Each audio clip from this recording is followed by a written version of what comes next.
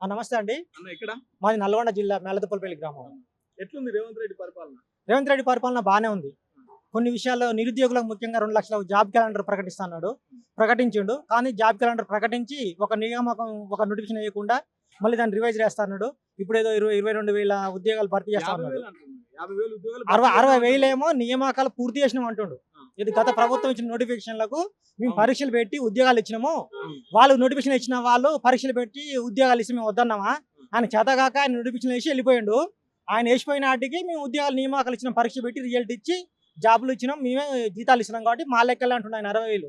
సరే, ఒక 60,000 ఆయన లెక్కలు వేసుకున్నా కానీ ఇంకా 1,40,000 ఉద్యోగాలు ఉన్నాయి. ఆ 1,40,000 ఉద్యోగాలలో జాబ్ క్యాలెండర్ ఇచ్చి ఆయన త్వరగా పూర్తి చేస్తే నిరుద్యోగుల మద్దతు ఉంటుంది. చదువుకున్న వాళ్ళు తెలంగాణ తెచ్చుకుని అంబేద్కర్ సాక్షిగా అంబేద్కర్ కనపడుతుంటే పక్కన సెక్రటరీ ఉంది.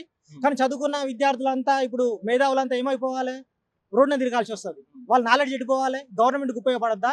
ఇప్పుడు 153 ఇంకా 175 దాకా అయితే మన సభ్యులు పెరుగుతారట, ఎమ్మెల్యేలు పెరుగుతారు, ఎమ్మెల్సీ కూడా పెంచుకుంటాం, ఎంపీలు కూడా పెరుగుతారు అని అంటారు నియోజకవర్గాల పునర్విభజన వల్ల. మరి తెలంగాణ వచ్చినాక జిల్లాలు పెరిగినాయి, ఎమ్మెల్యేలు పెరుగుతారు, మరి అందరు పెరుగుతారు, మంత్రులు కూడా పెరుగుతారు. కానీ ఉద్యోగులు మాత్రం పెరగరు. ఉన్న ఉద్యోగాల కోతలు, అలానే కాంట్రాక్ట్ బేసి కానీ కొన్ని ఏమో చదువుకోనోడు ఆడొచ్చి వీడొచ్చి. విదేశాఖ మంత్రి రేవంత్ ఉన్నాడు, కానీ ఉద్యోగాలు ఇస్తుంది కాడ పైసలు ఏమంటుండే. ఏమనంటే బడ్జెట్ మీకే చెప్తున్నా కదా, ఎంత మన అప్పుల భారం అయింది. గత ప్రభుత్వం 10 ఏళ్ల నుంచి అప్పులు చేసి అప్పులు కుప్ప తెచ్చి పెట్టిపోయింది. మనం ఇప్పుడు అది తీర్చాలంటే వడ్డీలు కట్టుకుంటే సరిపోతుంది. నేను అప్పులు కూడా రీషెడ్యూల్ చేసుకుంటా, అయితే వడ్డీలు కొంచెం తక్కువ చేసుకోమని మాట్లాడతా అని అంటున్నాడు ఆయన. సరే, ఇవన్నీ ఏమున్నా ఇచ్చిన హామీలు ఏంది? నీళ్లు, నిధులు, నియామకాలు. తెలంగాణ అంటేనే మరి నీళ్లు వస్తున్నాయి, సరే బాగానే ఉంది. ఆయన కాళేశ్వరం కట్టినట్టు, ఈయన వచ్చి కూలిపోయింది అంటుండు. అది కాళేశ్వరం కాదంటుండు. ఆయన వచ్చి రేపు SLBCలో అది పడ్డది. సరే, SLBC వస్తే మా నల్గొండకు ఎక్కడిది? నేను పుట్టినప్పటి నుంచి సొరంగం తవ్విపెట్టు, నల్లగొండకు బువ్వ పెట్టని నేను 5వ తరగతిలో ఉన్నప్పుడు స్లోగన్స్ రాస్తుంది. నేను పోయినా చిన్నప్పుడు, నాకు డబ్బులు ఇస్తా అంటే దుశ్శాల సత్యనారాయణ ఉండే, రామకృష్ణ నీకు డబ్బులు ఇస్తా 5 రూపాయలు, 5 రూపాయలు ఇస్తా నీకు, గోడల మీద మొత్తం మ్యూలో మొత్తం నువ్వు పెయింటింగ్ రాయాలంటే నేను సొరంగం తవ్విపెట్టు, నల్లగొండ బువ్వ పెట్టు, ఈ స్లోగన్ వాల్ పెయింటింగ్ గోడ మీద రాసిన. ఇప్పుడు నేను నాది పిహెచ్డి అయిపోయింది ఉస్మాన్ యూనివర్సిటీలో. ఇప్పటికీ నా నీళ్లు SLBC నీళ్లు మా పొలంలోకి రాలే. నల్గొండ జిల్లా కేంద్రం నుంచి 5 కిలోమీటర్లు ఉంటుంది మా ఊరు. మరి ఆ సొరంగం తవ్వుతామని మన అన్నారు. సరే, టెక్నికల్ ప్రాబ్లం వల్ల జరిగింది. మరి ఇప్పుడు మన గవర్నమెంట్ ఉమ్మడి మహబూబ్నగర్, ఉమ్మడి నల్గొండ, ఉమ్మడి ఖమ్మం అంటే మా నేత వచ్చిండు. ఇది మన దక్షిణ తెలంగాణ రేవంత్ రెడ్డి. ఆయన ఉత్తర తెలంగాణ ఆయన చూసుకున్నాడు, అయిపోయింది కేసీఆర్. మరి ఇప్పుడన్నా అవుతుందా అని కోటి ఆశతో ఎదురు చూస్తున్నాము. మాకు గనక SLBC ఇస్తే ఆయన దేవుడిగా, మాకు అపరాధ భగీరథుడు ఆయన. ఎవరు? రేవంత్ రెడ్డి.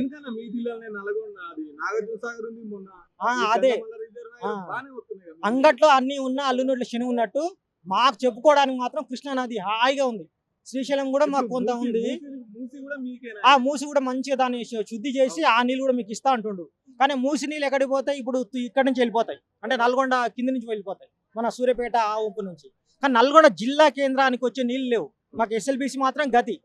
అది ఎన్టీఆర్ మంచిగా మాకు ఉబ్బిచ్చిండు, మీకు నీళ్ళు వస్తాయని.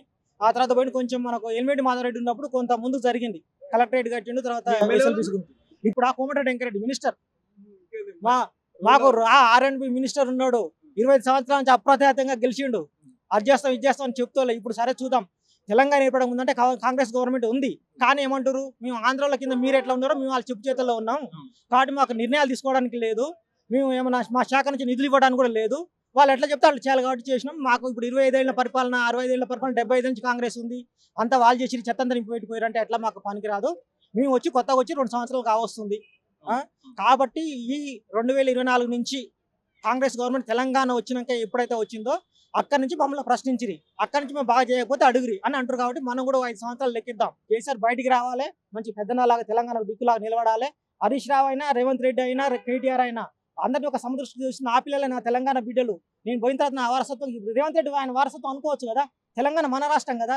రేవంత్ రెడ్డి అనగానే కాంగ్రెస్ ముఖ్యమంత్రి ఎందుకు అనుకోవాలి? తెలంగాణ ముఖ్యమంత్రి అనుకోవాలి. ఆంధ్ర వాళ్ళు వచ్చి మన నీళ్ళు దోసుకుపోతారు అంటారు, బనక చెల్లగడ్డి. పోరాటం చేయాలి. రాబిడారా నువ్వు ఎంత నా కొడుకుదా లాంటి రా, వెళ్ళిపోందా, మనం ఎట్లా రా వద్దుదాం అని అనాలి. ఇక ఆయన ఎందుకంటలేడు ఏమో, అంత అభిజాతి అహంకారం పనికిరాదు కేసీఆర్ కూడా.